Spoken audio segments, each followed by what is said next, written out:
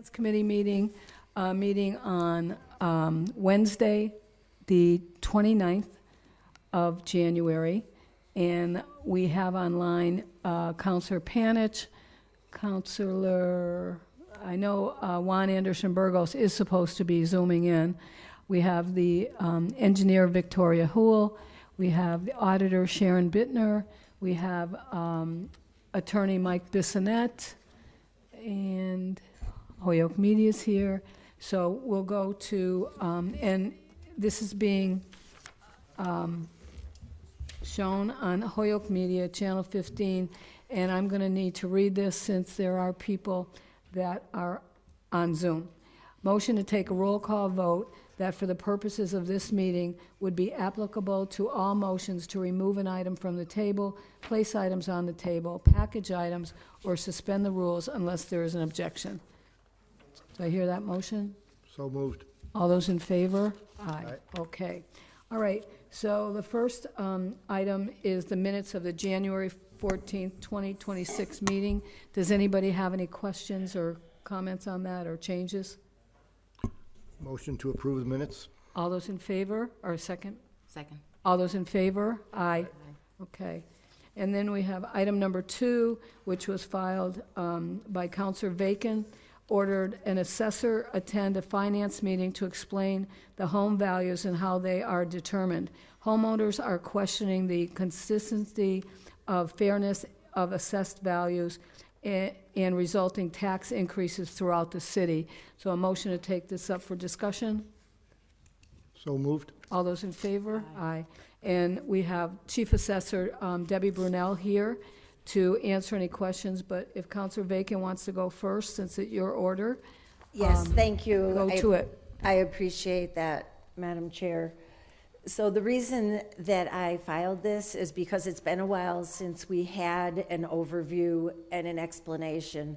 And given that the taxes have gone up so much, people are looking at everything a lot harder than they might otherwise.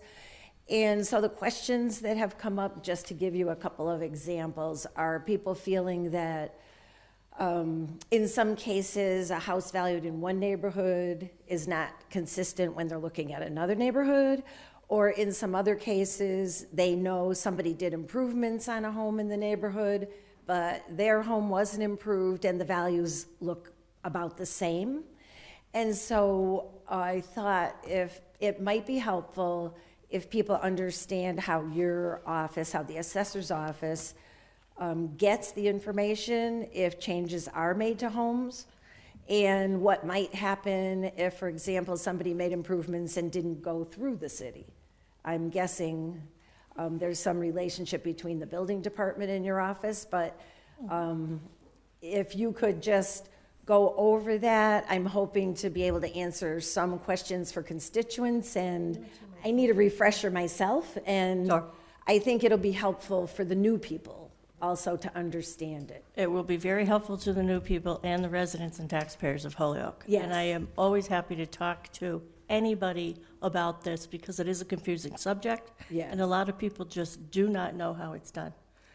I wrote out something because I wanted to explain it in a way that makes sense to everybody. I have a lot of questions that people ask me as well. So I'm just sure. going to read a basic guideline of how it works. In Massachusetts, property values are determined by local assessors based on full and fair cash value as of January 1 of each year. Guidelines and regulations are set forth by the Massachusetts legislature. The Department of Revenue, Division of Local Services, oversees the assessors to see that we are following the correct procedures. Assessors do not raise or lower taxes.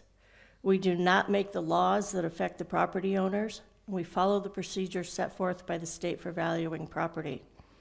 Property values in the city of Holyoke are valued the same way all 351 communities in this Commonwealth of Massachusetts are valued. Assessors do not create the value. We discover the value by recording characteristical changes to a property and changes to the market. Assessors record specific features of land and buildings that contribute to the value. land size, location, neighborhood, square footage, condition of the property are all taken into account, as are all exterior features, siding, decking, roof type, interior features such as bathrooms, fireplaces, heating, cooling, and finished spaces of a home. We try to maintain accurate data on all properties through inspections. We inspect building permits and demo permits of features that can all affect a property's value, either raise it or decrease it. Oftentimes, though, we have no way of knowing if a property has changed if a permit wasn't taken.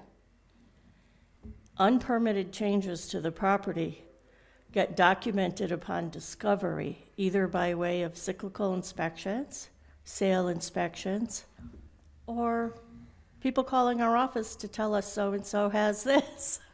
All of those are information we must document and change so that we try to keep the most accurate records possible.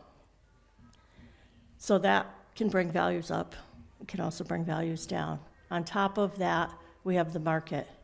Finding the market value of properties is done through verification and sales inspections. Market data analyses are performed on all sales, and assessments to sale ratios are determined. The level of assessment is what drives the market up or drives the market down by either decreasing or increasing property values. Only arm's length sales are calculated when using sales analysis studies, to be fair. That is the whole process in a nutshell. And I know that the goal of the assessors, well, this is a fact, the goal of the assessors is to tax each property owner fairly and equitably and as accurately as we have knowledge of. Taxpayers, on the other hand, should verify their information to be sure that we do have the correct information. They can obtain a property field card from our office. They can check all of their features of their home to be sure what they have is what we note that they have. Taxpayers also have a recourse of filing for abatement if they disagree with our values. The burden of proof lies upon them to prove their value is wrong. We do have abatement applications available in the office. They can get them online, and they can get them through the state since it's a state form. There's also exemptions for people, elderly, widow, disabled veterans, and blind. Because some receive exemptions and some don't, it's important that the public does not compare their tax bill to another payer's tax bill, because by reason of exemption, it may be different.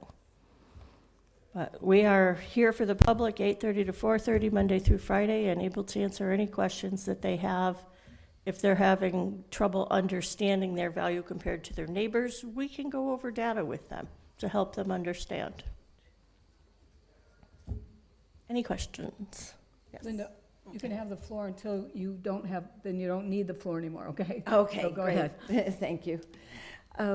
So how would a person go about getting their property card? Or is it just something that they would look at?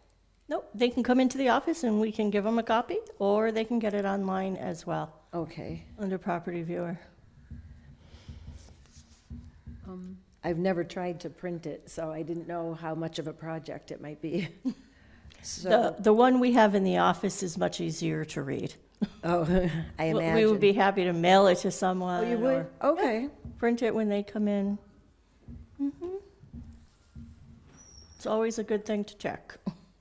Okay. And in terms of looking at the houses, how many would, as a percentage, would you say that you actually go to look at? Very many.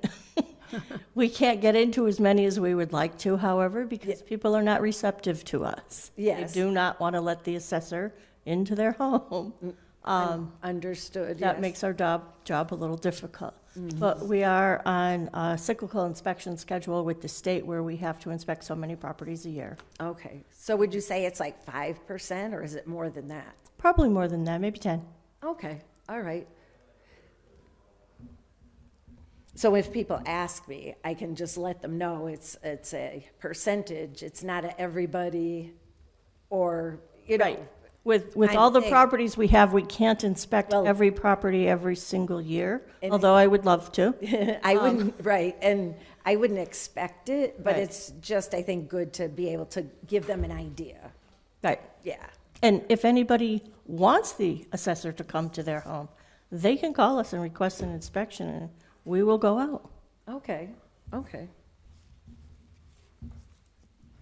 Are you all set for now, or? Yes, thank Okay. you. Thank you. Counselor Sullivan, and then I just wanted to also welcome Mike Gallagher from the DPW, and thank you very much, Mike, for the DPW workers and all they did with the last few days, so it's appreciated. Counselor Sullivan? Yeah, thanks. Deb, can you tell me, on the sales analysis piece, and this is referring a little bit more towards the commercial industrial side, but is there a limit to how much in any given year you can go up on a particular property? If No, there's no limit. So, a few years ago, I was inquiring about the sale on to a couple of cannabis companies, and they grossly overpaid for the buildings. And that's the sale price, is the sale price, though.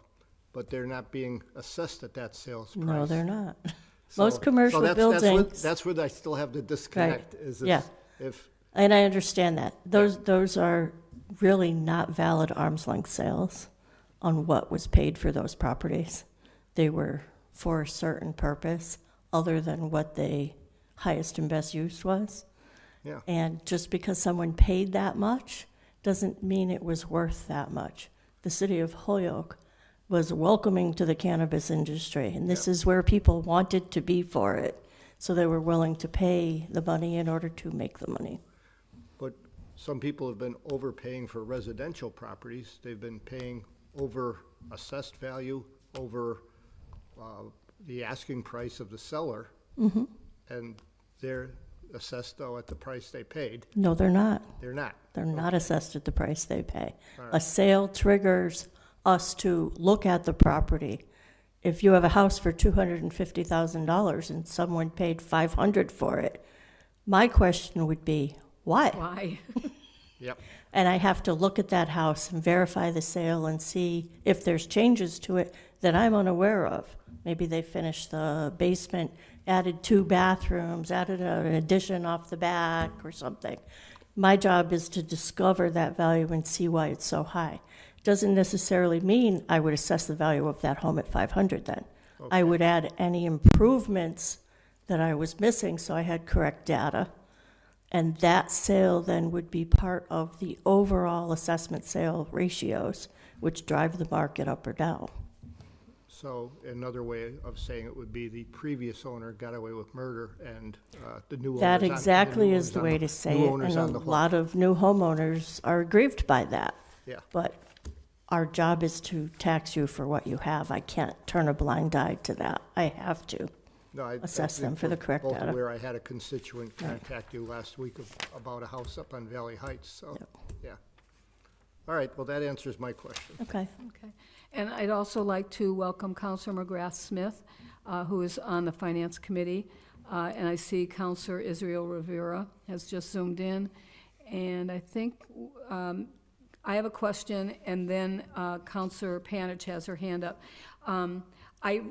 As you're talking, I remember all these things, and people said, well, that house is paying only this, and my house isn't. And I'm pretty sure I remember it's not in the same neighborhood. Neighborhoods are pretty important to what is valued or whatever. The other thing I wanted to ask is, if somebody decides they want to go for an abatement, I've never seen the forms, but I understand there's a lot of pages. It's one Yes, page. It is. Now, I'm One hearing page that on the there's like front, and you 12 sign your pages. signature on the back. There's a lot of small print on the back. Okay, all right. The sections on the abatement form, there's 3 sections. The first one is to identify yourself, Okay, and if you're the owner of the property or whatnot. The second form is to identify the property. You can use your tax bill, the parcel ID, your address. Yeah. Any one of those. And the third section is to describe why your property value is wrong or provide the proof. all right, Great, thank you, Deb. Anybody on the committee have any more questions before I go to Counselor Panich? Counselor Panich, you have your hand up? Yes, thank you.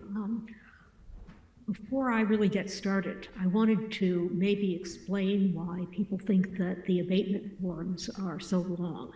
And I have filled them out myself. They're very easy and very simple.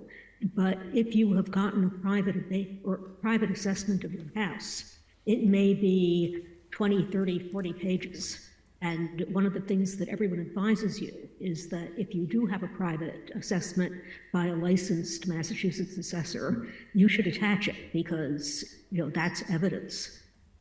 So that's why they look complicated, I suspect. But going back to my questions, I'm a little surprised to hear that what people are actually paying for properties is not what is counted as fair market value, and that the assessors are going in and instead of taking whatever price is negotiated between arm's length parties, we're going in and looking at, well, that's the price that the market put on it. But do we think the market is accurate in this case? And I wonder what the authority is for that. And is that how we do it all over the state? Yes, Counselor Panich, I just want to, the first part you were talking about getting an assessment from a certified assessor. I think what you're referring to is an appraisal. You're right. It is an appraisal, not an Right. assessment. And not to confuse the public, there's a difference between an assessment and an appraisal. And an appraisal is a great tool to submit to the assessors to contest their value. In regards to the market, what happens when the sales happen? We analyze each sale. There's an assessment sale ratio which is created by the amount or the level of assessment over or under the current market prices that we have our current assessed values. That's what drives the market up. That's why, your values will go up 7% because according to the market sales, it was up 7%. Now, mind you, that's why I said we only use arm's length sales. We disregard any sales that do not fit into the right criteria. There's many sales that are from one family member to another for $1. That's not a valid sale. There's sales that include the car in the garage. That's not a valid sale. There's a sale that was on the market, but somebody grossly overpaid as a cash sale. Those kind of sales are taken out of the equations to make it fair for the taxpayers, because otherwise it would skew the data. Okay, so who decides when somebody has grossly overpaid? Is that something your office does? We don't decide if someone grossly overpays. We just look at the value of the home. But how are you setting the value if it isn't through what a willing buyer at arm's length is willing to pay for it? And I'm not challenging this. I'm just deeply confused because The sale of somebody that pays too much for a home could skew the sales if they do that. That's why we inspect the sale to see what the house has that we're missing. Like I use that as an example. If someone bought the house for for 500 and we have it assessed at 250, I would say, what's the problem? What are we missing? I might go in there and inspect that and say, oh, they finished the entire basement. They put in a sauna room and a full bathroom down here. They did the attic. They added a deck. They put on a screen porch. Those things drive up the value and say my value was too low, so I had to add those components to a home. Most times they level out. no, it sounds awfully subjective to me. Everything we do, we follow the Massachusetts state guidelines of assessing, and the Department of Revenue and Division of Local Services look at everything we do and approve our sales that we have to submit to them. And they question us on certain sales. It's not that we can't do what we want to do. We have to follow the guidelines by the state, and they check on us. Yeah, no, I'm assuming that you are following guidelines. It just, basically, I am looking for an answer for the people who come to me and say, look at the assessments on Harvard Street. Why is there this wild discrepancy? Why do houses that appear to be exactly the same in value have six-figure differences between their assessments? Most often, they are finding not out- the same. I'm sorry. And I want to have an answer for those folks. Okay, most often the houses are not the same. Most people compare their house to their neighbor's house. You can't compare it to your neighbor's house. You have a ranch, they have a two-door. There's no comparison. You have to compare an apple to an apple and your features to your features. Somebody may have one more bathroom. Somebody may have 1,000 more square footage in their house. Their condition of their home may have been improved inside that the next door neighbor doesn't know about. We're very thorough with our inspections of properties. And just to follow up on that a little, there was a year where everybody's values just went up by X percentage. And frankly, I've now forgotten the percentage. But it was discussed in city council, and it was something like, everybody's value is up 7% without any inspection. And was that just market? That's a market increase, yes, and that happens every year. We do interim year adjustments every year to either raise or lower the values based on the sales market. Okay, so what I'm hearing is that if I really want to understand this, I should look at the Massachusetts guidelines. And, I appreciate your walkthrough of how this does work, but is there a place that I should go, where in the statute or online or anywhere can I get a look at that so that I can in fact explain it to people? It's quite lengthy, but it's Massachusetts, what do they call it? Maybe you can get It's back to. Chapter 5, Section 5, I believe. No, Chapter 59, Mass General Laws. Great, thank you. You're And, welcome. Yeah, We have literature in the office too. You can come pick up and look at if you wish. super. I appreciate it very much indeed. Okay. Thank you. You're welcome. Any other questions? Counselor Sullivan? Oh, you're putting your mic on, that's what I thought. To make a motion. Oh, okay. Madam Chair, I'm sorry, go ahead. Just one, Yeah. just Madam one Chair, I follow-up just question. wanted you to know that I was So if online. somebody One se- came wait a minute, in wait a minute, wait a minute. and, Just a second, Linda. Yeah. Counselor Juan Anderson Burgos, you had something you were going to say? Yeah, I didn't hear my name mentioned. I just wanted to make sure that you knew I was online. Oh, okay. Yep, you're all set. Thank you. Counselor Bacon? thank you.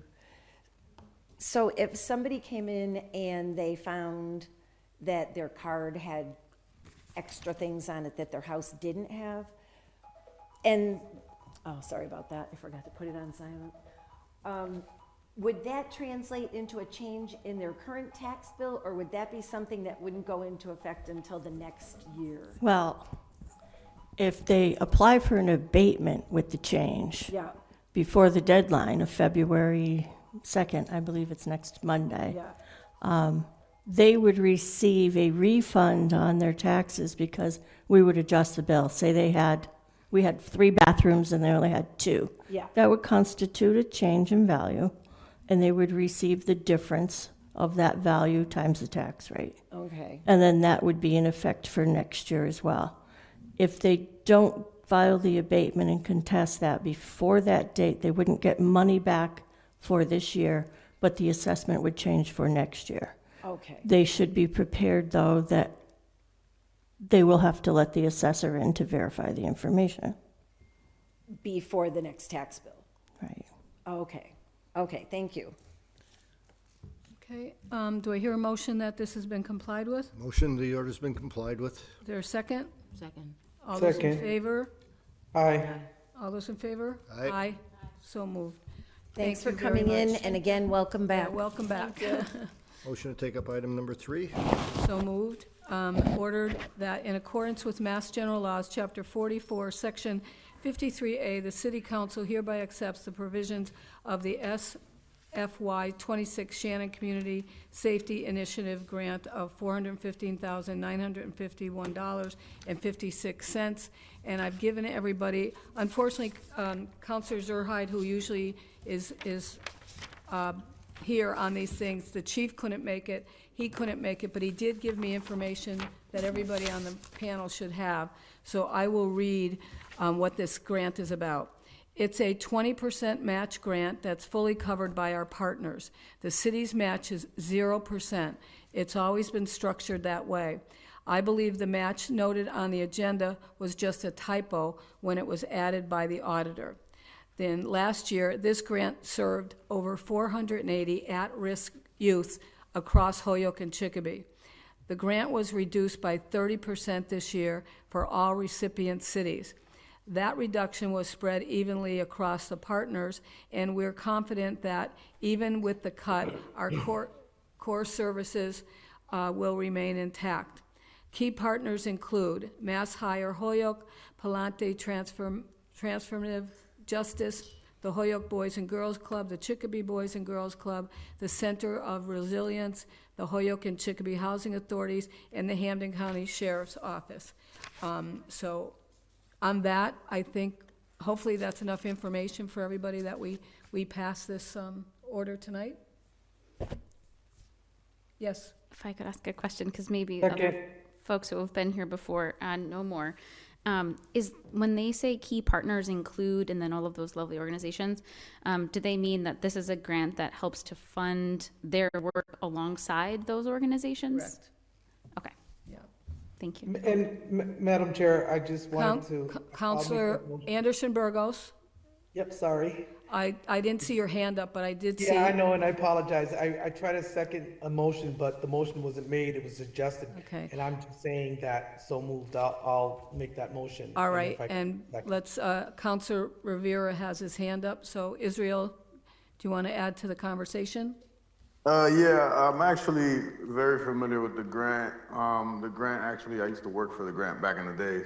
Councilman McGrath-Smith, you're kind of right with regards to the funding being allocated to every single partner in different ways, and then they're providing a specific service to these at-risk individuals. So the Boys and Girls Clubs, for example, could be after-school programming, basketball programming, or whatever it is.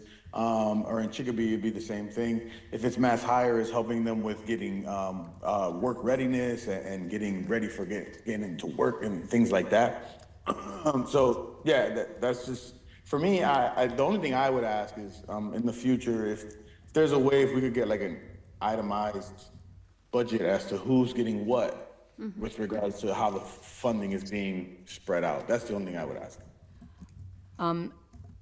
I would like to make an amendment, then I think that's a good question, to have the Sergeant Zerhide or the chief give us that information at some point in the future. So we'll have that, so we know where this money's going. Appreciate that, thank you. Well, thank you for that suggestion. All right, anybody else? So, no, I made the motion, or I suggested the motion. Okay, motion's been made and seconded to accept the grant. All those in favor? Aye. Aye. Opposed? So moved. Okay, thank you all very much. And we'll go on to item number 4. Ordered that the amount of $3,500,000 is appropriate for the purpose of financing the demolition, remodeling, reconstruction, engineering, construction, equipping or re-equipping of various city facilities, roads, and sidewalks, including the payment of costs incidental or related thereto. To meet this appropriation, the treasurer, with the approval of the mayor, is authorized to borrow said amount under and pursuant to Mass General Laws, Chapter 44, Section 7, or any other enabling authority. Further order that the mayor is authorized to contract for and expend any state aid available for the project, and that the mayor is authorized to take any other action necessary or convenient to carry out these projects. Further ordered that the treasurer is authorized to file an application to qualify under Chapter 44A of the general laws, any and all of the bonds or notes authorized to be issued pursuant to this order, and to provide such information and execute such documents as may be required for this purpose. Further ordered that there shall be no change in the purpose of this bond authorization without prior vote of approval of the Holyoke City Council. So move we take it off the table for discussion, and I see the mayor and the treasurer are already in place, sitting down, and the mayor has his hand raised, so Mayor, why don't you go ahead? Good evening, councilors. Thank you so much. I believe Gallagher is virtually with us too, as well as Yes. Victoria. And just to set the table a little bit, because there was a little bit of a miscommunication gap between the engineer before he left on vacation and the presentation of this information tonight. And, you know, more than happy to table it as you navigate your due diligence and making sure we fully understand exactly what we're looking to do with the 3.5 million. Of the 3.5 million, of which approximately 2 million would be for the roads and the sidewalks, another 1.5 million for public facilities. And what Rory just passed out is a breakdown of public building projects. We're talking about Annex, City Hall, the police station, among other of our public buildings.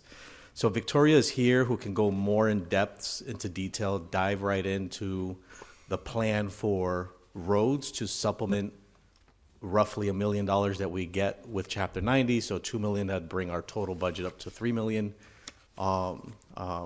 And then we can talk a little bit about and go over the public buildings portion, but certainly if we're not prepared to make a decision tonight because you want more information or the engineer to be present, or, you know, because it's a lot of good things. There's a lot that has been done to date with ARPA we can get into, and then, you know, some remaining things we're looking to complete as we try to button up the needs of particularly the annex building, and then some other things at the other public buildings. So with that being said,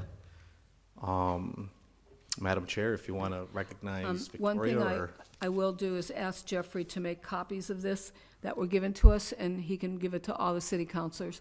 Okay?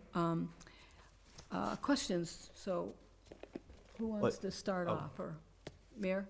Did you- if you want to dive into the roads, Victoria is ready on Oh, standby all right. to share. The plan. Victoria, if you'd like to talk about the road situation? Sure.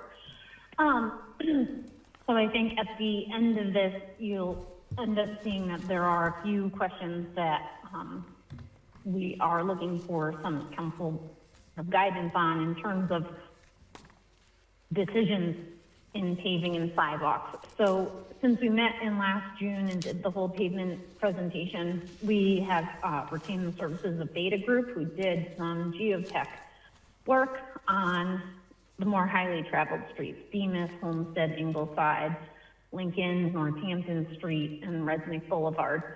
Those were the ones where we were saying, in light of having that information, we would suggest a 4-inch mill and overlay.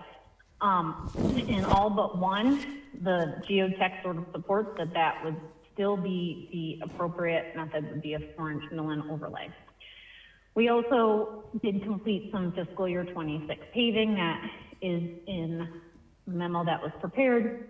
And based on that too, with sort of cost estimating we're not going to be guaranteed to get the low prices that we have this year, although we do have a 3-year contract with Palmer Paving right now. Kind of to give a little bit more metrics for other costs. So before when we met, we were talking about $28 a square yard for a 2-inch mill and pave, and $50 a square yard for a 4-inch mill and pave. But the reality is sort of your more major streets that are going to be like Lincoln, things with traffic signals, all of that stuff, that's going to be a little bit more line striping. So we came up with a cost estimate for that, which was $68 a square yard. This year we did get like a historic $1.4 million for Chapter 90 paving. So we are putting together, or we have the, draft list of candidate streets. So, as we had mentioned before, the things that we're trying to look at when we look at the roads to be paved each year is pavement condition, the rate of deterioration. If it's more highly traveled or it has higher truck traffic volumes, it's going to deteriorate faster. The type of treatment and the cost that has, issues, the life cycle piece, like how long it will last, what known utility work is out there, if there's any major drainage issues, equity and geographic distribution amongst the wards, and then road hazard claims. And so, again, I didn't really give you a list of streets that 100% just equals $2 million, right? It's almost like I need to know what those numbers are before I can come up with what the streets are. If we tie in crack sealing and tape seal, that could also adjust things, take something out of the big paving and put it into that category.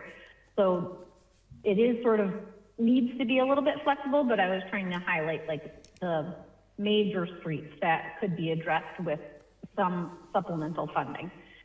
So the streets in the memo that are in bold, Cabot Street from Maple to Race, although I feel like that's in Center City, so please skip that. Lincoln Street, Northampton to Hamden Street, Northampton Street from Ingleside to Whiting Farms, and Southampton Road from Cross to Mountain. Those are all very poor condition pavement, highly traveled roads, and no immediate or minor utility work that's known that's going to happen in the future. So Homestead is known, like some of them have known utility stuff with services that need to be done, Bemis as well. So those streets sort of are in the $2.4 million range, although you'll have to disregard Cabot Street. And so those are just like a list of sort of the beginning, and then if we knew we had more money towards those streets, we could look at what that plan would be. There has been a lot of discussion recently about private streets, and so I attempted to give some information on sort of what those costs would be, because the bond package does present a unique opportunity where private roads could be paved or addressed with this funding source, whereas right now the standard funding source is Chapter 90 and it is not eligible. And so if that was considered, a 2-inch mill and overlay is by far the cheapest, although in many cases the pavement on these roads is deteriorated with cracks that are greater than 2 inches. And we don't really know what the base material is. And they haven't been inspected as part of the city's pavement inspection because they're privately owned streets. But it would provide a temporary fix for these areas. Then another alternative, which is kind of a hybrid, it's not full depth reconstruction, but you could remove 8 inches of material, put back 4 inches of process aggregate base and 4 inches of pavement, and that would be sort of like partial roadway reconstruction.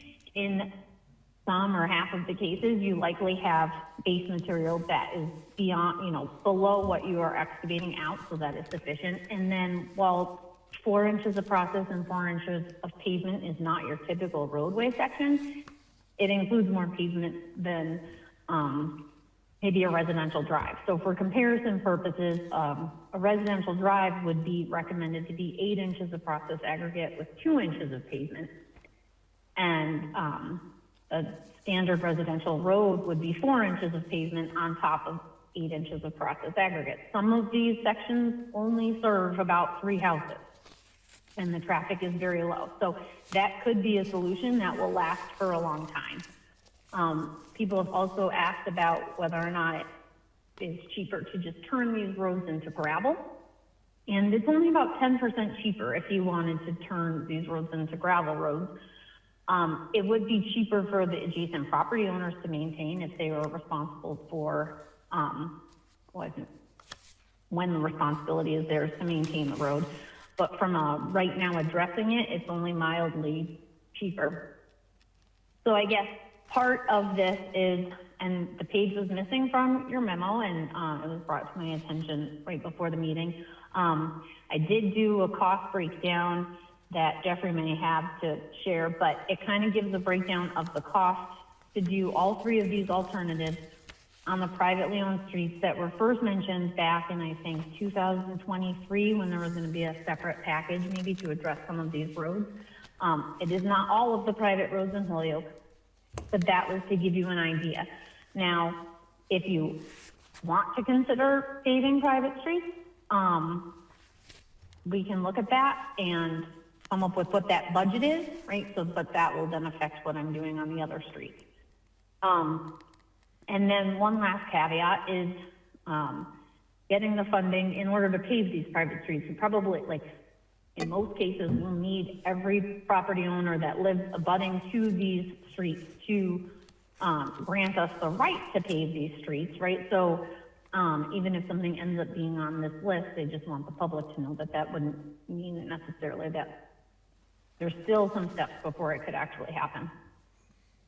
And then lastly, sort of sidewalks. Right now we have just CDBG money is really the only money that's used for sidewalk repairs.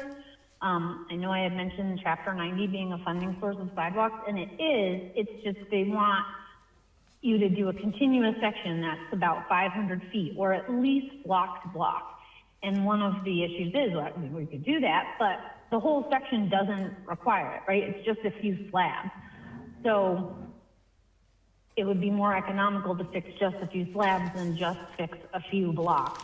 So we've been facing that challenge as well. So in areas that are outside of CDBG for the entire time I've been here for 2 years plus, you know, it's been very unfortunate anytime someone voices a sidewalk repair complaint.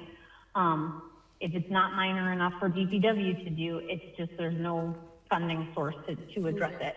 So a portion of the money that is put towards horizontal infrastructure, paving, et cetera, if there's a desire to allocate some of that to sidewalk, we can also give you a plan of what that sidewalk work would be. That's sort of it. I guess I'll summarize it in terms of information of, you know, is there a desire to look at, include, like, subsecting a part of the money?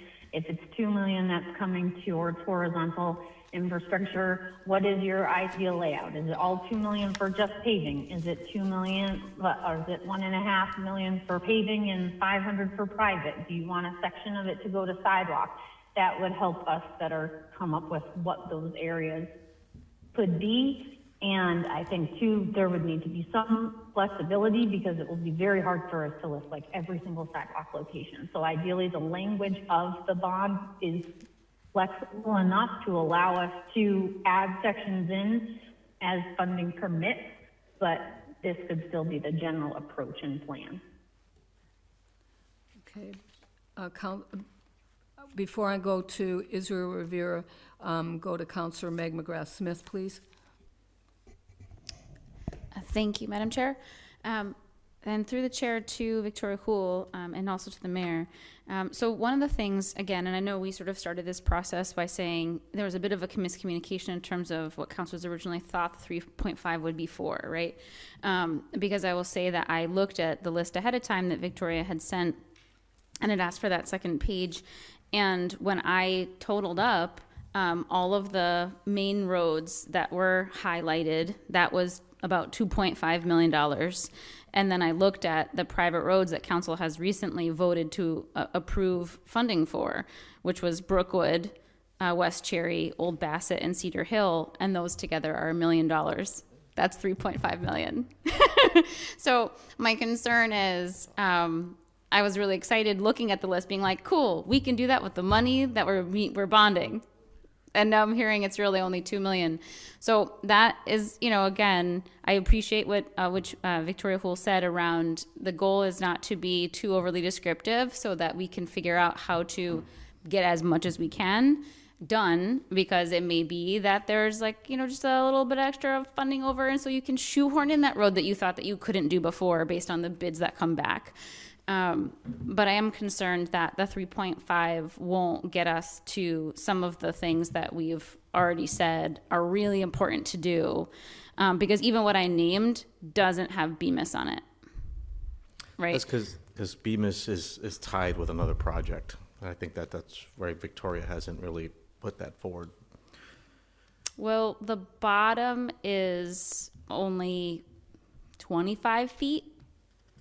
It's the entire rest of the road. And so that 25 feet is pulled into the CSO project, and will be paved as part of that mill and overlay. But the entire rest of the road currently has no funding source in terms of being paved. So just looking at the list, really excited and wishing that we had $3.5 million for roads. Okay, Mayor, and then Councilor Rivera, and then Councilor Bacon.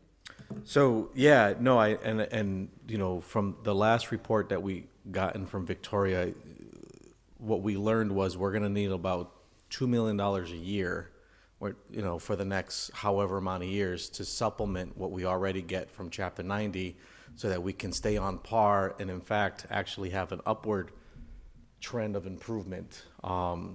Really, the roads of priority are those that are on the list in the order of the conditions report, as much as we want to kind of jump around and fix certain roads over others. As far as the private roads, and I'm fine to support,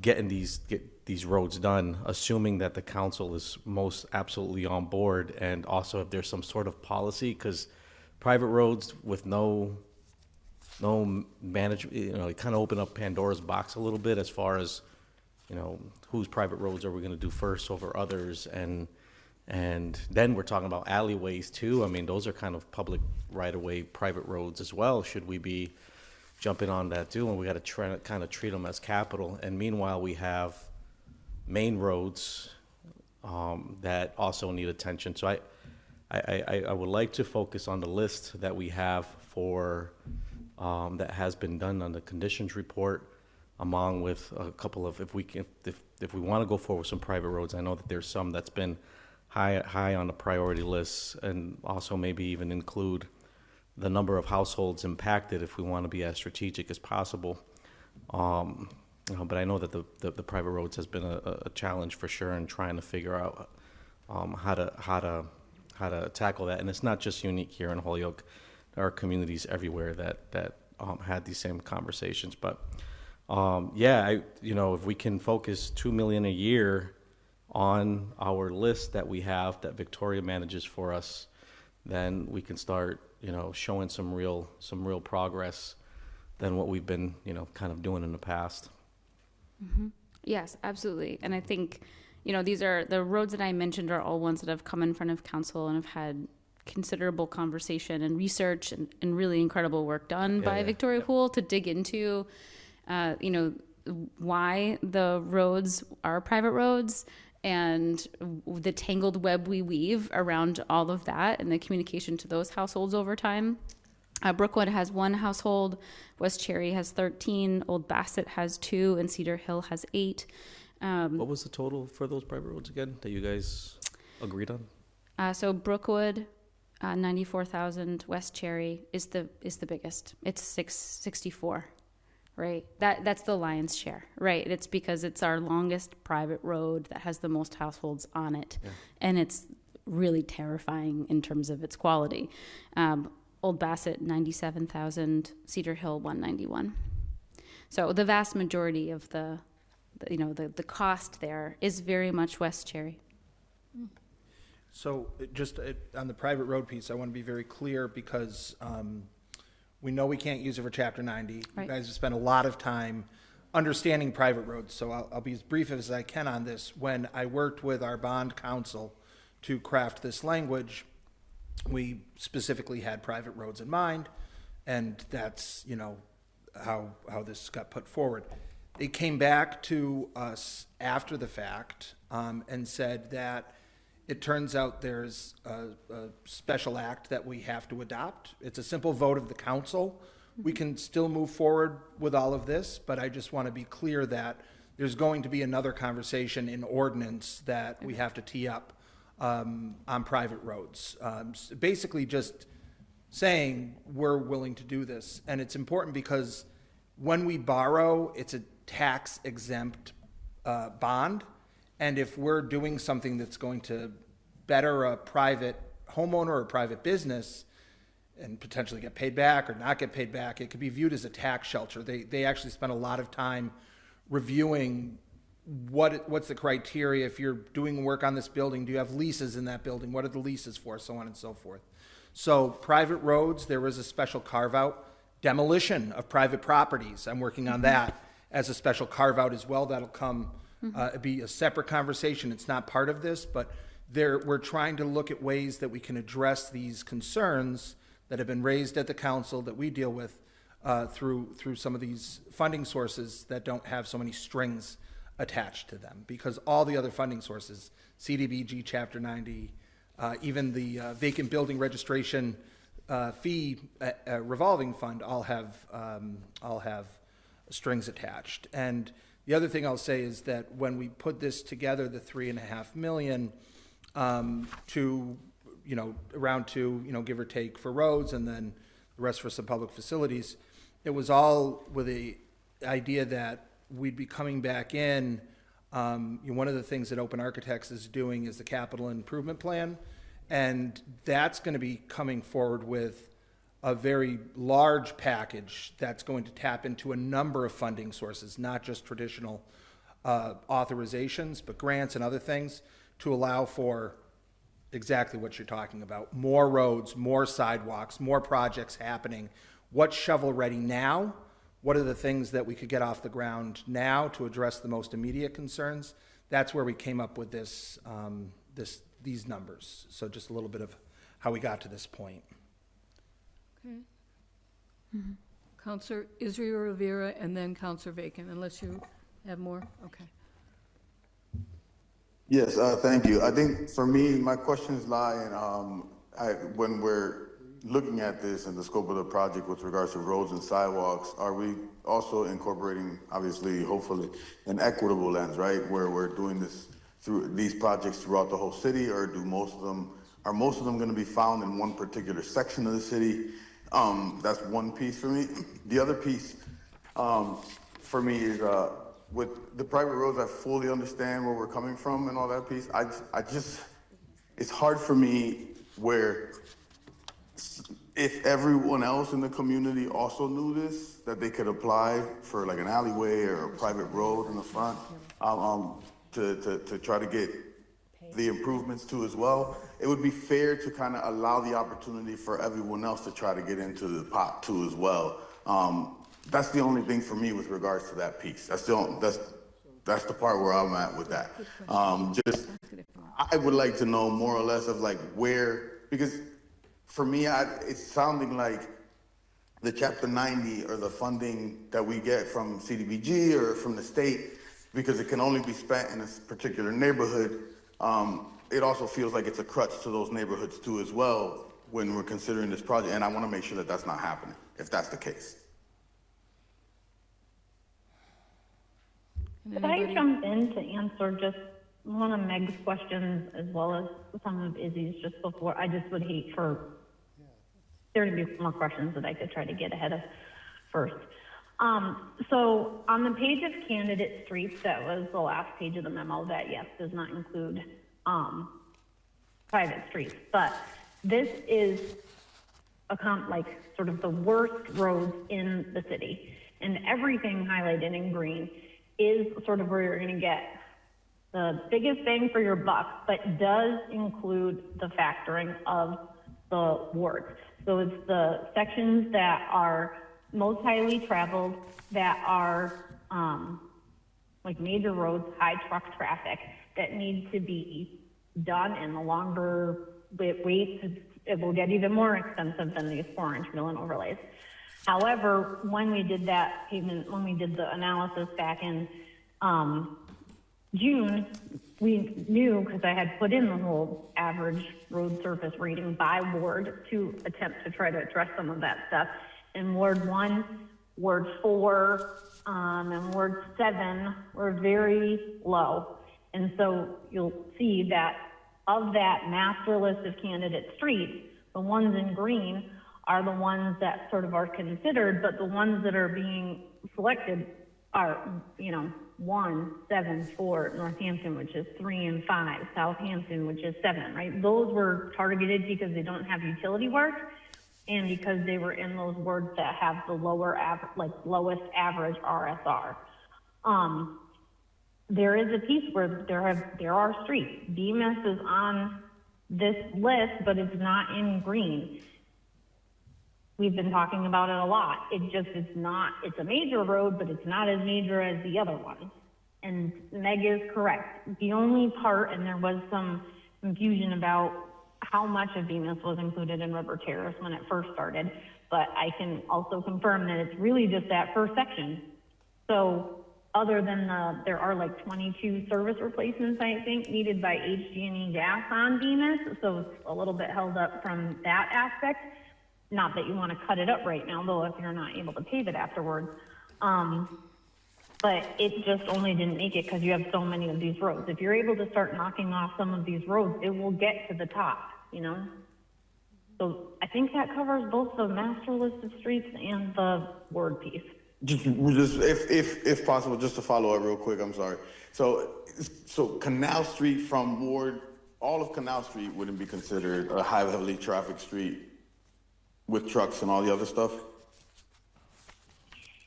It would. However, this list is sort of like what the pavement, like Beta Group does the pavement assessments. So it's almost like when I first come up with this list, because a street like Homestead has 21 individual sections that are assessed, right? So it's a very big list. This is almost like what are the worst of the worst. You know what I mean? So like that section could be on here as a major street. It didn't get on here because the rating is maybe a whole 65. Do you know what I mean? Like it's not good, but So it just wasn't, right? These are the worst. If there's a way that we could send the document to me, if possible, or to all of us, of where, outlining them by ward, where the money's gonna be spent, where we plan to spend it by ward. And that would be great. Counselor Yeah, Rivera?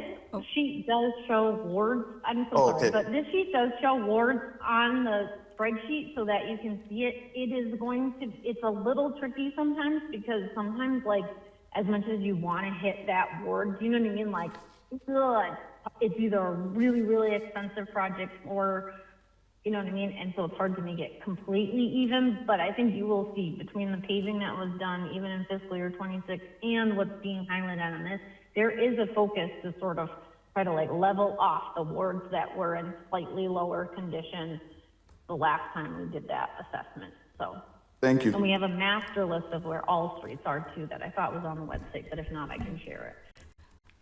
Thank you. I have a question, then Counselor Bacon is next, and it's actually to Counselor Bacon. Did you get this list just as a counselor where we all have it because we're on the Finance Committee? The one we're talking about? I got on email this summary that Victoria did. Okay, all right. And tonight, somebody handed me this. Right. Okay, I just wanted to make sure that it got out to more people than just the Finance Committee. Yes. Okay, thank you. Nicole, you had a question? Yeah, I just had one question. What is the repayment time on this? Repayment of this. Of this? Yeah, a couple of things. There's no guarantee that we would ever actually bond for the whole amount, right? And that's why we include language, if we find a grant, if the mayor gets a call about an earmark. I mean, these things happen where some money might come up from an alternate funding source. So all this is doing is authorizing the ability to spend with the anticipation that you may borrow for it down the road. But let's just put that aside. The whole amount, the 3.5, it would depend on what we're doing with it. So roads have a 5-year window, right? And that's all governed, under state law. There's, what the useful life is. So roads have a 5-year window. We're not doing vehicles with any of this. Vehicles have maybe a longer window, 10 to 15 years, depending on the type.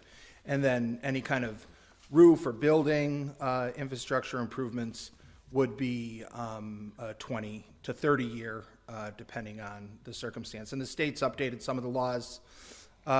They've actually extended out some of those dates, but that's what we work with when we're doing the estimates.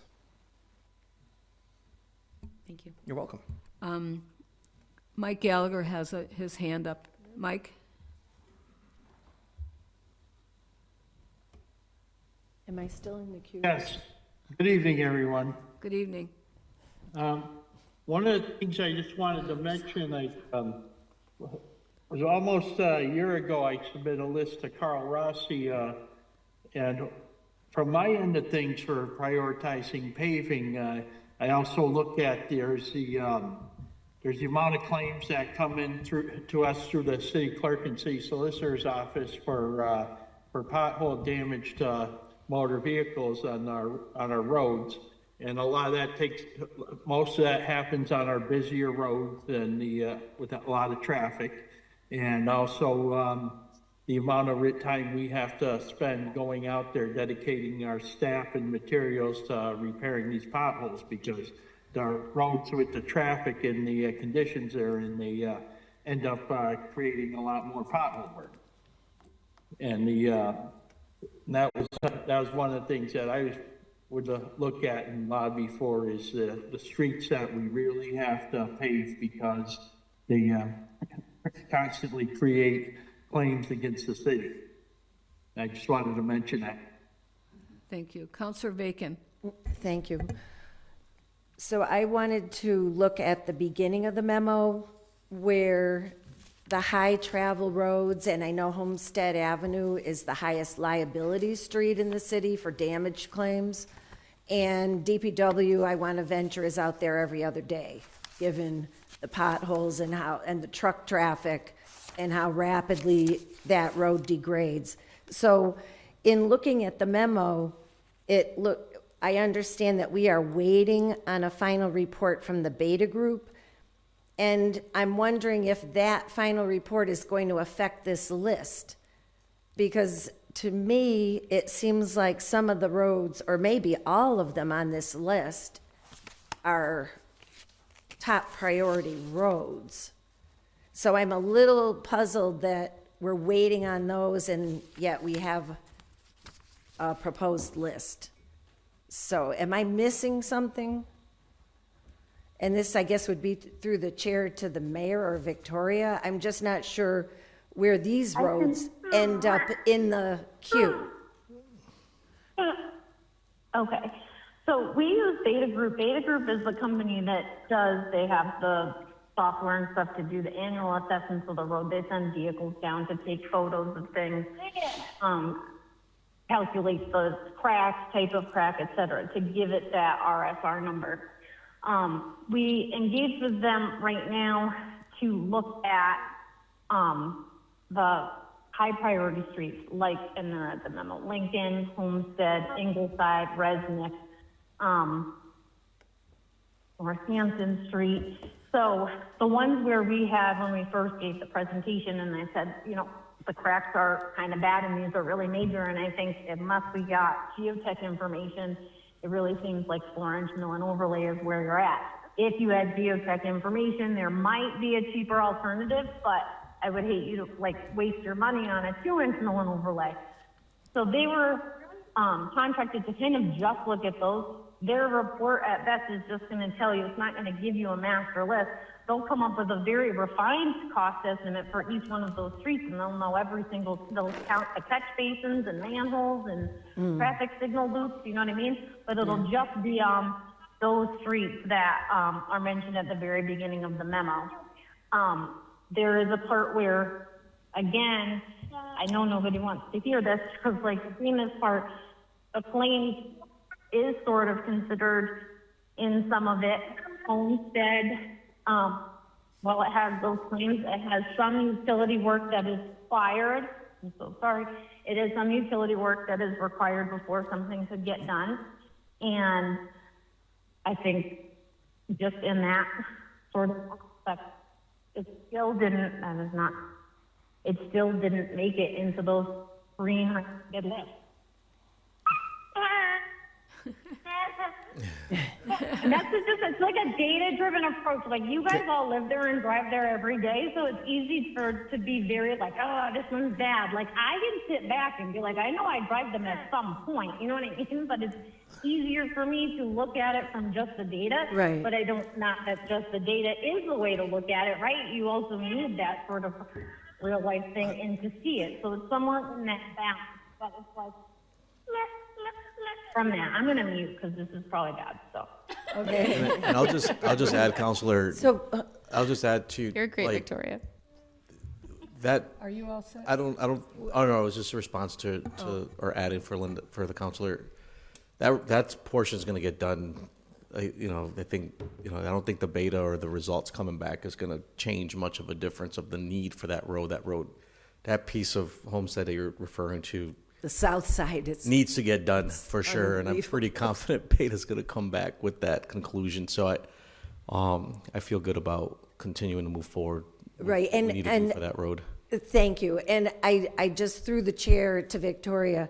I totally appreciate the data-driven approach. I was just interested in understanding how it was going to fit in, because the city council votes for a lot of things. We approve crosswalks, we approve speed humps. They're all subject to appropriation, and we understand that. But I do think, as a practical matter, we really have to focus first on our high-traffic roads. I mean, they're costing the city money, people are getting their cars damaged, and we just really need to address it. And I mean, if I had to pick and choose, I guess I would go there first. And it's not to dismiss anybody else's needs or desires, but those to me are the priority because we have everybody coming through the city on those roads, particularly Northampton Street and Homestead. So I appreciate anything that could be done, and the sooner the better from that perspective. So thank you. Victoria, mark me if I'm wrong. I think the traffic volume is incorporated into when they're doing these road assessments and populating the data. The usage gets put in there in the order of priority, right? I don't know. So, yeah, sometimes, like, there's many more columns that could Yeah. be included, and they'll call it like a Yeah. benefit ratio. Right now, we don't have sometimes you don't have an exact road number for every single one, right? And the program, whatever existed before, it just needs to be updated, or even if it assigns sort of arbitrary values. But those are also weighted when it comes to Right. minor arterial, right? So like, that is why we're saying major collector and minor arterial are the more major ones. Homestead is only like not truly highlighted. I'll say the biggest one is the service replacements by HG&E. So it's this fine balance, like, part of Homestead was recently done, as much as it still feels very major from an equity standpoint, even if that ward was still like on the lower side, that people would like to see it more spread out, right? So it wasn't done immediately, say, the following year, because there's limited funding. Now, if there is more funding, and certainly if these things, some of these can be sort of checked off the list, when we know we're actually going to be able to go, then it makes sense to say, HG&E, it's definitely happening, right? But it's very tricky sometimes, because that is why some of the streets have been cut up. The pavement plan was put out for 2 or 3 years, and people believed that year 2 and 3 were definitely going to happen. Right. And it wasn't possible. But now they were worse because they got cut up from the utility work. So I think, when we have a handle of what those things are, or if there really was true consensus that said, you guys, we don't care what ward, we definitely want you to take that all of these claims are serious, and everyone will understand that we're doing Homestead again. So we'll ask HG&E to do it tomorrow. I mean, you know what I mean? They're not going to do it tomorrow, we could ask tomorrow. But, so it's just that sort of trickiness. Thank you. Anybody else have any questions or comments, or what we should do? I certainly, in favor of going for this amount, but Mayor, you. Patty, Mike, Yeah, I was just, oh, Mike, I'm sorry. Turn on your mic, Maddie. I'm looking at Mike Gallagher. oh, Mike Sullivan. Okay, as I was saying, I'm okay with this 3.5 million because of what Treasurer Rory has said about we may not get the whole thing, or we may not need the whole thing. But Mayor, you had something you wanted Yeah, to and say? I was just going to say, and it'd be great if we can move forward, because part of the reason why I was asking that we bring this in front of you as soon as possible is because once the vote is secured and the authorization's made, it allows the engineers and everyone to go forward with their plans and secure contracts with, the pavers ahead of time, because once communities start, they start committing to communities, and then we become less prioritized or even, so we want to make sure that we can ahead of time give them the go-ahead so that we're on the schedule and ready to get this work done this spring, this summer, Yeah, and fall time. okay. Counselor McGrath Smith. Thank you, and through the chair to the mayor. I wish it was all for roads, and I think one of my questions is just we've spent a lot of time in roads.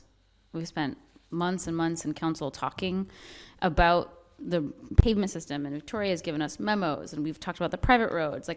This feels like the culmination of a long conversation.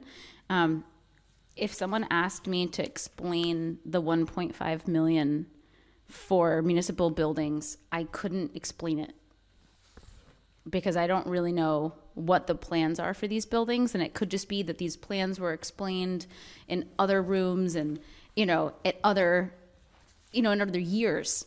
I know this is the culmination too of conversations that have happened, but I don't feel like I've necessarily been a part of them. And so I don't know if there are other materials that can be shared with us for us to better understand what is happening with the annex and the police headquarters and City Hall, because there's a lot here. And I know you said that the idea was to do 2 million for roads and 1.5 towards municipal buildings. But of course, this is a larger document with a lot of other costs. And so I would love to better understand, how is this a part of other funding sources? Yep. Does this actually get us across the line, or is this we're going to just do one phase? Yeah. So we were hoping that Matt Sokop would be here this evening, and he is unavailable at the moment. And so this actually predates this project that we're trying to button up now. Predates Mayor Garcia. It was Mayor Murphy during the first round of ARPA, and I think that Councilor Vacan might be the only person in the room right now that was on the council at the time when this project first started. And oh, you were on. I'm sorry. So you remember some of this too. And it was on as well. Yep. Okay. I meant in the room. But what happened was, and at the time I was wearing a different hat too. We wanted to try to improve the air quality and the building envelope at all of our municipal buildings: City Hall, Annex, DPW, Children's Museum, which we call the Exhibition Hall, the Police Department, and a number of fire stations throughout the city. And so there were 2 rounds of ARPA allocations. The total amount allocated for these various projects was $9.2 million. And at the time, we were basing some of this on estimates from former directors of DPW. Bob Parent was the city engineer at the time. Jim Crass was the building maintenance supervisor. Some folks might remember him. And they had pulled out some numbers that ended up being pretty low compared to what we've realized. To put it in perspective, the original estimates for the annex roof was going to be $600,000. We're into the millions now because of all of the issues that have come up. So masonry issues, water infiltration, issues here at City Hall. We have some really great studies that came up from this. And what you have in front of you is you have 2 sheets. You have the bottom sheet that's dated December 12th of 2025, this was, okay, we're running out of ARPA funds. What do we have left? How are we going to deal with some of these issues that are happening right now? Like, we still have water infiltrating the annex because of the masonry, not even the roof. We have issues here at City Hall where one of the trusses that's holding up the roof has actually separated from the wall. And I sent Jeffrey some pictures that we can pull up on the screen. I have printouts from them, but they're like this, so I don't think they'd be that beneficial. We could, more than happy to email them around. And we still have some unfinished projects that are not as much of an emergency nature, but we've made a commitment to, putting new carpets, replacing the carpets at the police department. Even though we think of it as a newer building compared to some of our other ones, the carpets there haven't been replaced since they first opened in the late 90s. And if you think about a police department, it's a 24/7, 365 operation. So the wear and tear. So that's what's in front of you. That's where the 1.5. So you're absolutely right, Counselor, that the numbers on this sheet for the estimates and the bids, some of this we've done. Some of this is the emergency repairs that we're trying to do. And some of this is really just trying to close the gap so we can finish this particular phase of the project, because we have people who have been moved out of their offices for the better part of a year that we're trying to move back in, and we just need this little last bump to get us over the road. And, everything's kind of a scale. So the mayor says 2 million for roads, 1.5 million for buildings. We might end up only doing $1 million for buildings and, 2.5 for roads, that it gives us that leeway. We would never go less than the 2 million for roads, because that's what the mayor has indicated and the commitment that has been made. But that's what this is. This has been discussed a number of times, and even projects like this room, like getting the repairs done in here, trying to get some of the slate roof repairs that need to happen. We don't need to repair the entire roof, but we need about $100,000 worth of slate roof repairs here at City Hall. And again, I can answer the questions. The mayors can. Mike Gallagher certainly can, the best we can. Matt Peterson, Matt Sokop, would have been here this evening if they both were unavailable. Counselor, somebody else? Can I be in the queue? I'm sorry? Can I be in the queue? Oh, yeah. Thanks. Counselor Israel Rivera, then Counselor Bacon, and then Counselor McGrath Smith. Yes, I was hoping when we said facilities that the parks facility over at Springdale Park was one of them that would be listed, just because that's a facility that could be heavily utilized and be beneficial to the community overall. But most of the ones listed obviously make sense, especially the annex. But for me, I'm strongly paying attention to City Hall. I think for us, City Hall has not maintained or taken care of in quite some time. We've done what we can in bits and pieces, but I think that in the long term, we got to find a way to build out a plan on how to actually work out all the issues that are plaguing City Hall, especially City Council bathroom. Just got to let you know that thing sounds like it smells like it's poisonous every time we enter there. But You have no idea. I've been here since 1990. Trust me, you have no idea. And that's a problem, though. That's That why is you a don't wanna go problem, in though. there. If it's been that bad that long and it's 2026, it is a problem.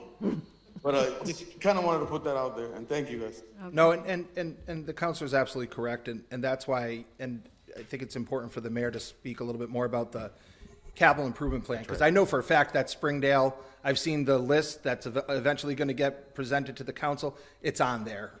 Those are the types of things that we want to do, over the next 5 years.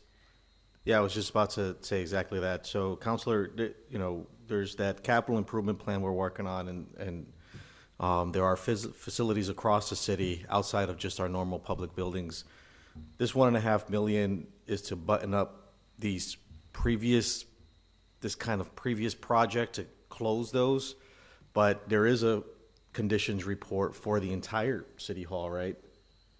It's actually a conditions report for City Hall, Annex, DPW building, and the police station, some of the fire stations. It cost us over $300,000 to get this. I mean, it's a thick facilities report that we can use as kind of a guide. And once the capital investment plan is presented, that's something that would also be presented along with it. So that's something that's coming in the near future that we can talk about and decipher and strategically tackle. This $1.5 million, however, is, again, since COVID, that started with ARPA money, using figures that were under budgeted. It's to button that up, put it behind us, and then kind of go to the next phase of all of this work, is what we're doing. And we do have some funding that you guys had authorized the use of free cash many years ago, set aside to fix this space up. You've talked about it, you've approved some designs and whatnot, but some conversations are around, the restoration of these murals, replacing this carpet or whatever furniture we can put in here. Some concern that if we do this, but if we don't take care of the water infiltration concern that is penetrating right now and can potentially destroy our murals in the near future if we don't address this issue first. So there's some of that, like, well, let's take care of this first before we do that. Yeah. But this comes with a cost. I don't have the funds for it. You know what I mean? Yeah. So that's this Yeah, is. and if, Jeffrey, if you could just, I don't know if you could pull up in that folder I sent you, A1.04A, just to give you guys a sense of what this conditions report showed, like what this larger report is, but some of the things that we're trying to tackle in this building right now. So can you enlarge that, Jeffrey? And this just gives you a sense. So this is up on the, and this is all the way up. This is kind of what those rooms up there look like. What's happening is it's a domino effect, right? So we say we want to fix a wall, we want to fix a roof, fix a ceiling in an office. Okay, we can do that, but the water's going to keep coming in. Where's the water coming from? Oh, the water's coming from this area. Oh, let's go into this area. Oh, the masonry's just covered in bird guano, and the plaster that's there is falling off. And, well, we're not going to do that repair until we fix the birds coming in, causing this damage. And Councilor Sullivan's raising his eyebrows because I know for a fact, you and I crawled up into the top of Mata Della Rosa together, so. And the mayor knows, Yeah. even during our campaign. Yeah. We sit here in front of City Hall. Yeah, and- yeah. Yeah. So this is what we're trying to fix. So we're trying to button up and then also address the most pressing issues so that we can do some of the other things that we've been trying to do. Because, we've thankfully been putting the old tax collector's office to good use lately as a meeting room and a conference space. But if you think about that, all that real estate across the hall that's been offline for almost 2 years now, and we can kind of do all these things. It's not going to cost a lot of money, but we need to make sure we're not wasting it by putting in a new ceiling, painting the walls, putting in carpet just to have it, get flooded out, Yeah. in 2 years. Thank you, Jeffrey. Counselor Bacon? Thank I you. have Juan Anderson Burgos' hand up. Counselor Sullivan, you all set, Meg, or you? My question was just on MPE. So generally speaking, I'm very favorable to fixing the major infrastructure. Is it true that the roof is done The roof, which building? on the annex? So the roof is, let's say 90% done. The largest portion of the roof is done. The skylights have been put back in. There's work that needs to be buttoned up, but what we discovered as part of it is that there's entire sections where the capstones at the very top, the weight of those capstones are what's holding the wall in place below Because of the it. mortar issue, Because of the mortar issue. So which is continuing the water problem. exactly. So even though we fixed the roof, we're still going to have water issues. Right, so that to me seems imperative. Yeah. So, and this is a technical question because I don't understand the severity of it, but it sounds like if the truss is separated from the wall, that is like a tomorrow emergency, not like a 6 months from now emergency, or When am I I fir- misunderstanding the meaning of a truss? No, when I first heard it, I thought the same thing, but it's really, they can reconnect it pretty simply, but the issue, like I said, is they're gonna reconnect it into a wall where it's just gonna degrade again because of all of these other The other issues. Yeah. mortar issue Yeah. needs to be fixed Yeah, first. and All to right. be perfectly honest with you, the reason this sheet from April came about was we thought this is before we found out about some of the mortar issues and some of the other things that you find when you're getting into it. Yeah. This was a conversation, okay, we've got this money left, now we can start focusing on the finishings, we can start focusing in on some of the mortar repair, fixing some of these other issues. And then we realized, oh no, this roof project's costing us a lot more than we expected, so we don't have access to those ARPA funds. Let's keep at this and see how far we can get. And now we're at the point where it's okay. We're about to run out of ARPA funds. The roof is just about done, but we still need to address these other things off the punch list. Right, because these are historic buildings, Correct. and I mean, they're gorgeous. Yeah. But they can be destroyed from Yes. the inside out. Yep. So, thank you for that clarification. Yep. Before I go to Counselor Anderson Burgos, Counselor Sullivan wanted to interject something quickly. Yeah, I would just like to expand a little for Counselor Vacan and the public. What Rory was referring to as the mortar problems is absolutely correct. And it goes beyond that. Everybody should understand that most of these buildings in Holyoke are over 100 years old, well over 100 years old.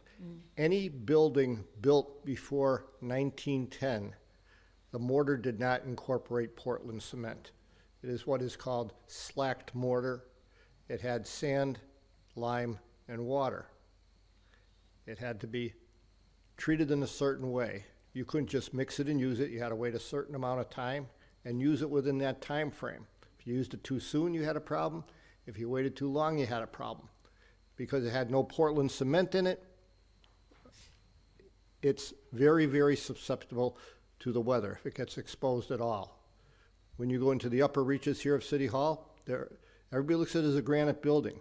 But as you get into the higher reaches, it is granite facade on brick. You can take your finger and scrape the mortar right out because the moisture and other attacking elements like the acids in guano, I almost said pigeon something. And these are real problems throughout the city for developers that are coming in here trying to rehab old apartments and old places right here on High Street, and especially here for historic buildings.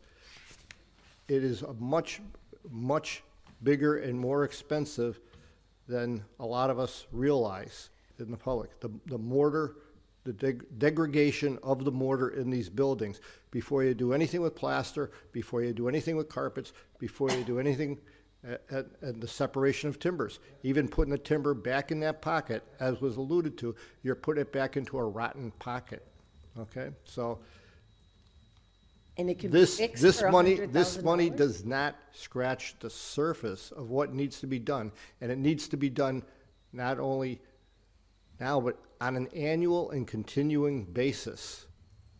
More money than has been spent over the last 50, 100 years in maintaining these facilities because of the nature of the construction in those days.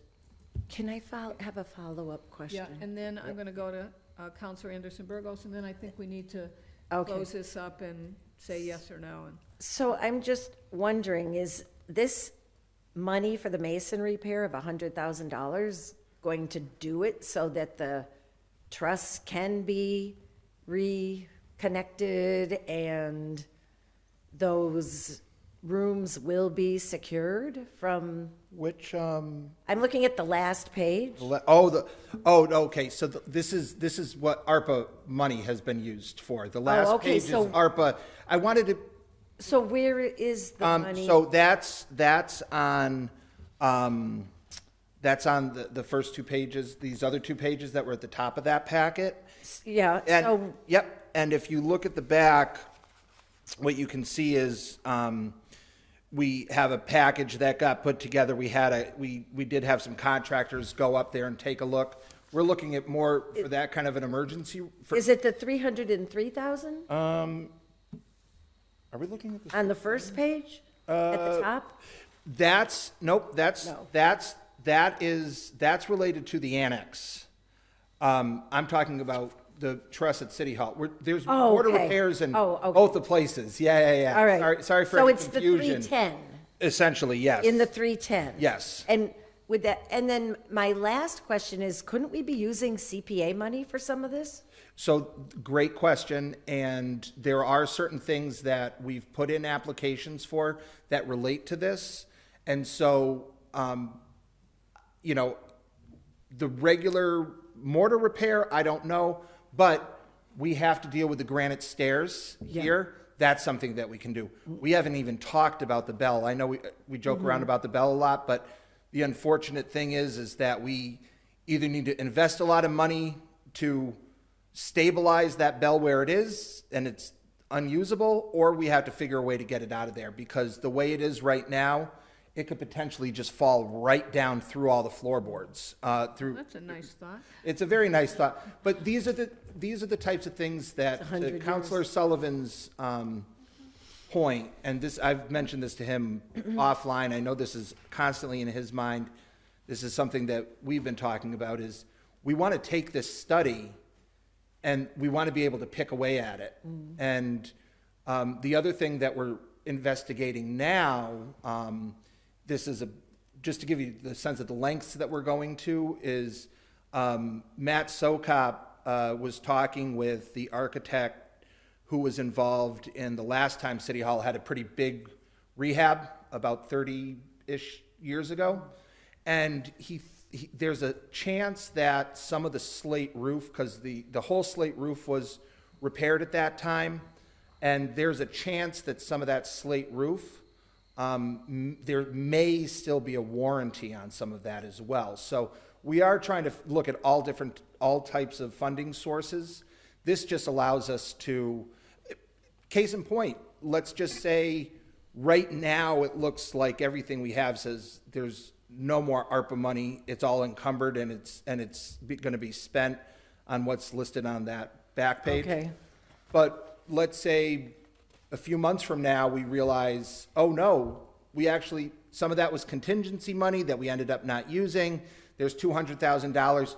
We can apply that towards this, and we would never, have to borrow for it, So we are looking at other sources as well, constantly. And this is kind of dominated, the law department's involved, the mayor's office, my office, engineering, DPW. We have 2 different architectural firms that we're working with on all of this, an OPM. So it's been a pretty wild ride. We're just trying to close it out and be able to move on to the next phase. If you're all set, Counselor? Yes, thank you. Okay, Counselor Juan Anderson Burgos, and then we'll accept, you have another short thing like you said before? No, This- Counselor, That was Counselor. a clarification. I started questioning. Counselor Sullivan after, for a short term. Go ahead, Juan. Thank you.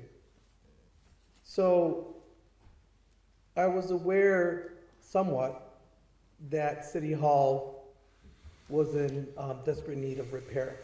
And what highlighted it for me was when a part of the city council ceiling came crashing down basically at the chair or the desk where Councilor Graney sits at.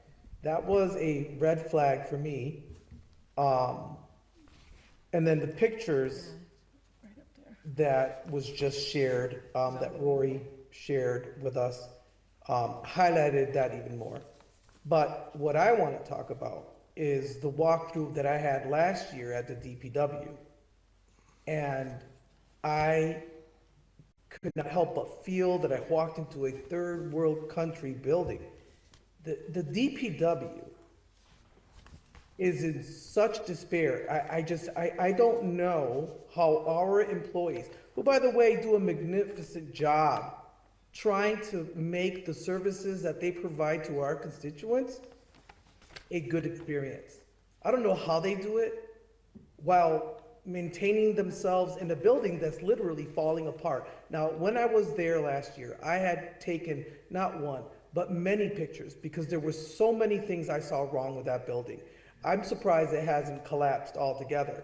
I walked into their, what they call their break room. That was just, you could smell the oil just seeping off the walls, and it's just not healthy. And not to mention that the condition where the upper floors are in, I could smell almost, it smelled moldy, which is another hazard. You know, we need to start really focusing on how are we going to address our crippling infrastructure to the buildings where our employees go in and day out. You know, we really gotta be strategic. And I get City Hall is, you know, should be there, but let's not forget about the DPW and those employees that go in and out. Thank you. Thank you. Just for everybody's edification, the DPW building used to be the Holyoke Street Railway building where all the old buses were. So that's probably a lot of the oil from there. Councilor Sullivan, and then we'll wrap it up. Yeah. So just a couple regarding the DPW building. I'm glad Juan brought that up. We've spent a lot of money and a lot of time on the roof, and it's still not done. Are we in a lawsuit with the? Are we not us being sued? Are we going after a contractor there? Have they not done the work they're supposed to? What I would say is that the law department's actively engaged with that situation. We're hoping to have that project complete, but it's the same contractor in a number of the buildings, and we're dealing with it. But the bulk of the work is complete. Now we're like the finish, and then what may have happened as a result of the work and how that gets handled as the project closes out. So, I mean, the short answer is yes, we are working to be made whole. Okay, and it hasn't disclosed any more problem. I mean, they've really done a horrible job there, but also has it unearthed other problems that we're facing now where, I mean, the building is just becoming unusable? Well, that's a good question, and it's certainly something that we've talked about. Again, that the building itself is solid if we want to invest in it. You know, is it you know, for right now it's our DPW building, so we need to, at a minimum, make sure it's safe and you know, folks can work in there. It is a big part of that study that I mentioned, that, you know, we're going to have to make a decision about what does that future hold. You know, do we want to, again, I don't want to keep pointing back to the capital improvement plan, but in that I know for a fact Matt Sokop has some different options on what the future would look like, either having to do a full boat rehab, you know, of that building, or possibly building a new space or acquiring a new space, or, you know, whatever. There's different options on the table. But right now, the roof project is almost done. We've been working with the new office manager down there and the staff down there to get the office space itself and the public-facing space more welcoming. That's been some small dollar investments. Cleaning out, I mean, some of the spaces that we're cleaning out, we're talking about files from the 40s that have had dust collecting on them since the 40s, right? So it's a lot of purging, cleaning out, and then saying, okay, what are we really going to do with this space? So we have been making some investments, some floor finishes down there. That's one where we're going to have a serious conversation as a community about what its future holds. All right, well, then I will close it out. Okay. But And- this, the two things, if you think the records there are bad, go in the basement here. They should all be turned over to the library for Yeah. microfilming or whatever, I- digitalization. Yep. And they're collecting mold in a horrible condition. And to Patty's point about the bathrooms here, when we talk about the roofing, all right, and the slate roofing, all of the problems start in the basement. All right, I hope this is in that report. Whoever did the slate roof work the last time moved the vent pipes, and there are two 90-degree turns in the vent pipe. That is completely against all plumbing codes, and that is the cause of backup of gases, was a rerouting through that slate roof. Two 90-degree turns, completely against code. So, I'm done. Thank you. Okay, do I hear a motion to allow the mayor to go out to bid or Bid- the Motion 3.5 to allow million? the mayor to go out to bid. Okay, is there a second? Second, All those in favor? Counselor, one minute, Counselor McGrath Smith? Do we have to use the language of authorization to borrow? That's what I'm think trying so. to find, yeah. Just approve the order, if you just So- approve the order, Right. yeah. If we can approve the order and the amount of $3,500,000 appropriated for the purpose of financing the demolition, remodeling, reconstruction, engineering, construction, equipment, and re-equipping of various city facilities, roads, and sidewalks. And to meet this appropriation, the treasurer, with approval of the mayor, is authorized to borrow said amount under Chapter 44, Section 7. Second. Okay, second. And why don't we take a roll call vote on this since it's so important? Counselor McGrath Smith? Yes. Counselor Sullivan? yes. Counselor Devine, yes. Counselor Massanet? Yes. Counselor Anderson Burgos? Yes. Okay, unanimous vote. Thank you, everybody that's been here tonight. Appreciate your help. Victoria, Mike, the mayor, who's also going to ask another question or make No, a I was statement. just gonna say, what I'll do is forward a communication, the report, just for discussion purposes, the city Okay. hall, the public buildings. I know Mike is itching to go over it, but I think it's good at least to start the dialogue of what's coming so that we Okay. can be proactive as much as possible in the It's actually too large to education. email, so we'll get you Right, guys, we'll yeah. get you guys flash drives. It's a Okay. pretty beefy document. Thank you very much. Thank you. Okay, so now we're on item 5. Motion to take up item 5? Off the table. Second, all those in favor, say aye. Aye. Okay, from City Solicitor Lisa Ball, legal opinion on transfer orders to increase personal service lines. We all should have a copy of this. It came to us January 6th, City Council, and it was referred to Finance. Again, I think, I guess I'll have to read this whole thing. The legal opinion on transfer orders to increase personal services lines, council vote. Dear Auditor Bittner Willis, per your request, I have reviewed the issue of whether or not the transfer of personal services, God bless you, lines 5100-51299 and 51300 and 51399 require city council approval. Upon my review of the City of Holyoke ordinances, it is my legal opinion that the city council must approve a transfer of 51300-51399, but not 51100-51299. In February 2017, Section 2.2-35 of the ordinances was amended to include the following.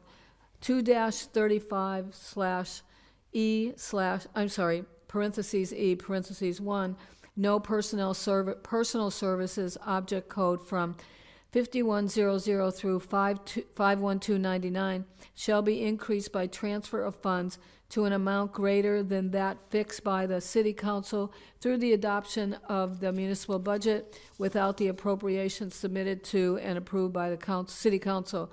See Exhibit A. I have also enclosed a copy of how the ordinance read in 2017 on Muni Code after the item was adopted. See Exhibit B. In April 2021, 2-35 was overhauled in its entirety, and the above provision was removed completely from the wording of 2-35 of the ordinances. Enclosed is the ordinance adopted on April 8th, 2021. See Exhibit C. The ordinances do provide that no personal services object code from 51300 through 51399 shall be increased by transfer of funds to the amount greater than fixed by the city council through its adoption of the municipal budget without the appropriation submitted to and approved by the city council.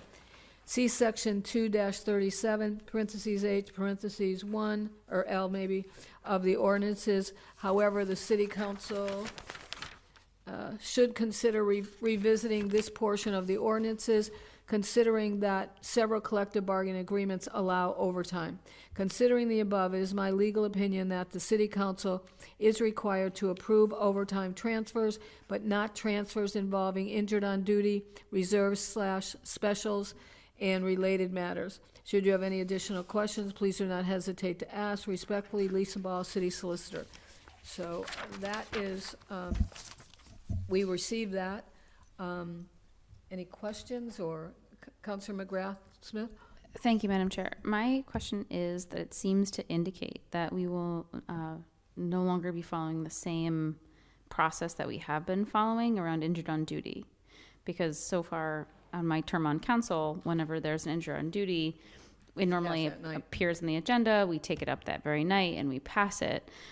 Does that mean that those will now come as communications items to inform us rather than us voting on them? That seems to be what she's saying, but I also don't see Solicitor Ball here, so it's not possible for us to ask. Attorney Bissonnette, would you have an answer to that? Yes, the answer is that for those that don't involve overtime, those transfers will be reported to the council as a communication. And the solicitor and I discussed today whether or not we want to make that mandatory for any and all transfers as an ordinance change. So we may be commending that to your attention as part of some revisions coming forward. And Councilor McGrath Smith had asked about injured on duty. Normally, we just pass it that night. Solicitor Bissonnette, am I correct in saying that we will no longer be voting on injured on duty, that this says that they'll now be coming to us instead as communication line items? Correct. You still could vote, but it's not necessary. Okay, so the other question then, thank you, so that changes that process significantly. But then it continues and it says, but not transfers involving injured on duty, reserves/specials, and related matters. And that to me is so vague as to not be understood. So what are reserves/specials, and what could we mean by related matters? I think a reference to the collective bargaining agreements is more important for your attention because those are all matters that are referenced in the several collective bargaining agreements. And they've now been taken to include 114 injured on duty transfers. So in that connection, what Solicitor Ball suggested is that a review of those sections that she was asked about should be done in context of collective bargaining. Okay. As this stands alone as an ordinance, she's outlined what the legal requirements are. Council is free to add its own requirements. I was just, Counselor Bacon, but then I wanted to ask if Sharon Bittner Willis, do you want to add anything to this after Counselor Bacon?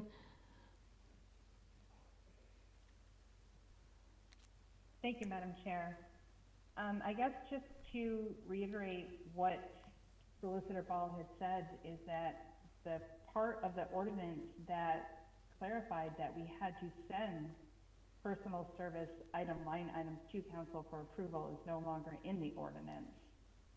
And so that is the crux of her opinion as far as I see.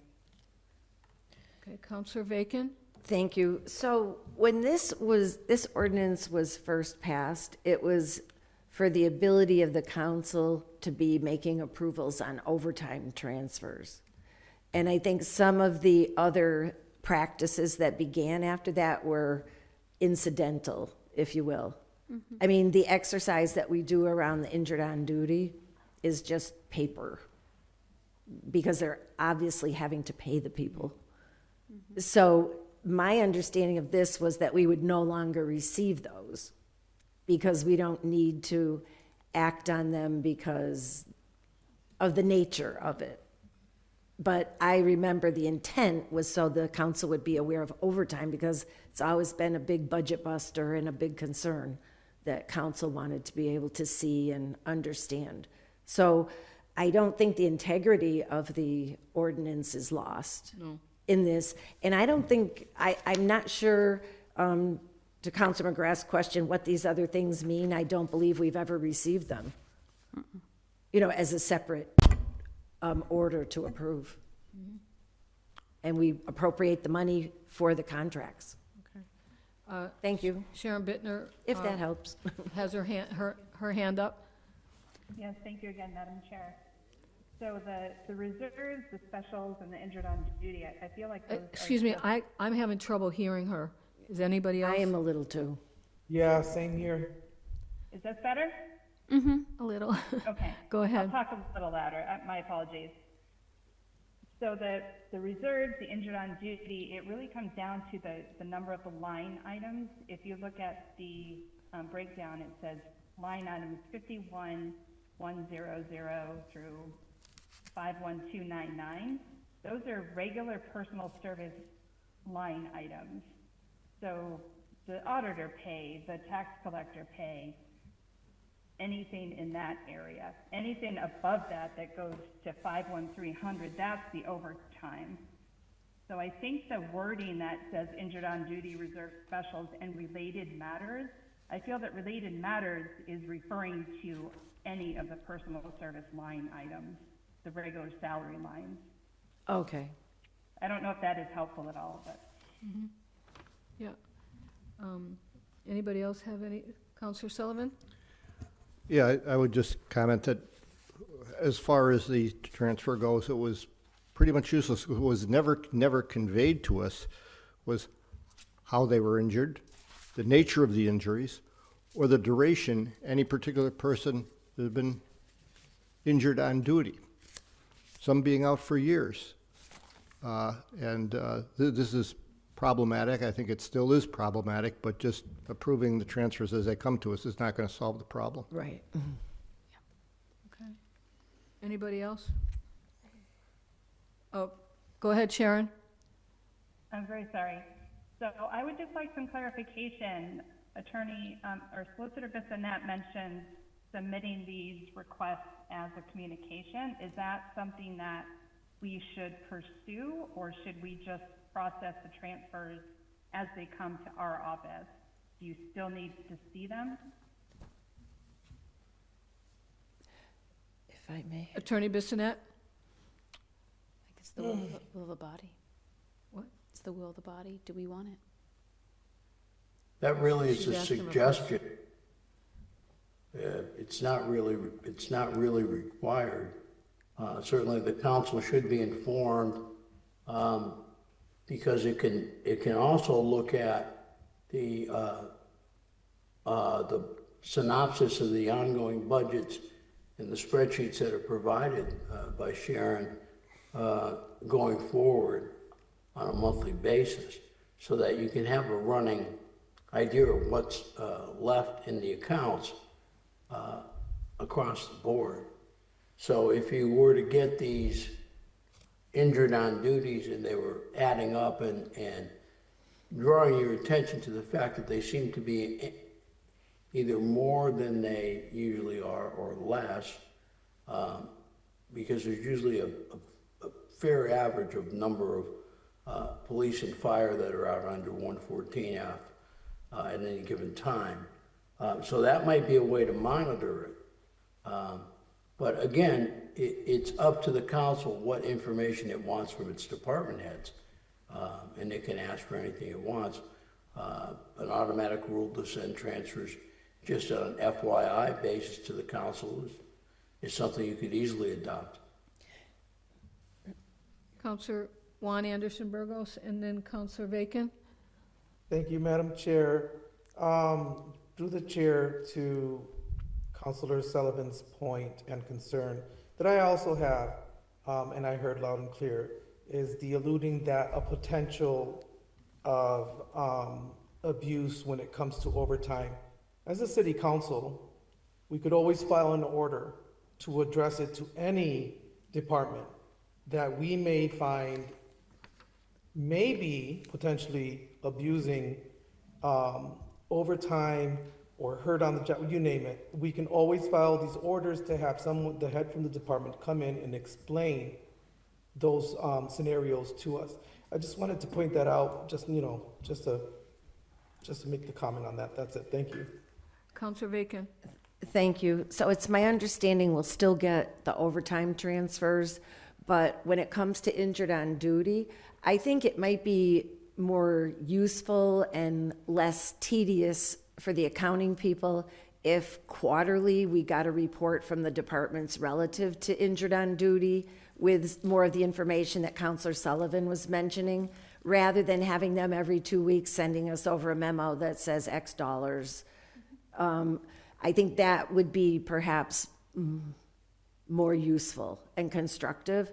So I don't personally feel the need as a counselor to know what those transfers are, because those transfers are determined by the status of the employee.